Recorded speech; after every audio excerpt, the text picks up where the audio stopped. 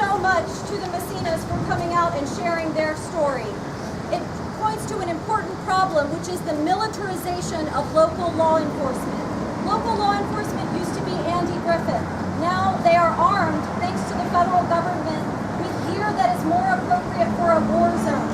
When you give them this gear, they will end up using it. Our streets are not a war zone, and this gear is not appropriate. So militarization, that is one of our problems with law enforcement right now. Next, we have activist James Bell to speak to you. James has been an activist for many, many years in the criminal justice system in Georgia. But recently, he suffered a tragedy within his own family that he is going to tell you about today. Here is James Bell. Thank you very much. I am James Bell from Douglas County. I've been an activist for a couple decades about various issues. We've had one tragedy in my hometown of Douglasville where, back to the war on drugs, a man was caught with a marijuana cigarette in his car. He ends up in a jail, Douglas County Jail. 4 days later, he's dead on the floor of the jail cell. The nurses and the staff watched this man die for 4 days. We stood up with the family, we stood there. I didn't know Rodney Neal Graham, but we had to stand up for him because he could have been me, it could have been me, it could have been my family. I think you're here for that reason. First of all, how many knew David? How many doesn't know David personally? So, you see, it's touched everybody. People who know the victims and those who just say enough is enough.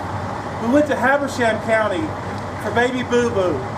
I think you're all aware. In fact, some of these signs on the back sides of these signs have we're running out of sides to put the faces on. Folks, this has got to stop. There was Katherine Johnson in Atlanta a few years ago. An elderly lady in her home, the police come busting it out her door, ended up shooting her many times. They were at the wrong place or had the wrong information. All this stuff is going on because of the law enforcement is accepting the word of drug dealers and people who are in trouble and are trying to buy their way out of this system, and they're giving them false or wrong information. We're here today for David and to say enough's enough. We're also here not only to question the policies, we're here to question who is this judge that is issuing these warrants? Yeah. Is he not to be held responsible for his actions? Yeah. Who is law enforcement that gave the information to the judge who gave the warrant? Yeah. Is he not responsible for these actions? Yeah. Where's the support from the sheriff? And where's the justification for this?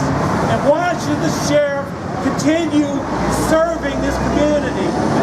You live here, you need to deal with it.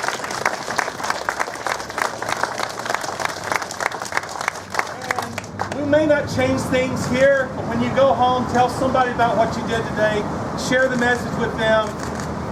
We need the support of law enforcement. We need to support law enforcement. We don't need to support these, what I consider criminal actions. These boys with toys who are going to go out and use them against us. They're arming themselves. They're taking any information to justify to come into our homes, to steal our properties, and to take it and confiscate our properties. And we can talk politics later about this. This is about David today and remembering him and his family and those who are suffering from these actions. Thank you.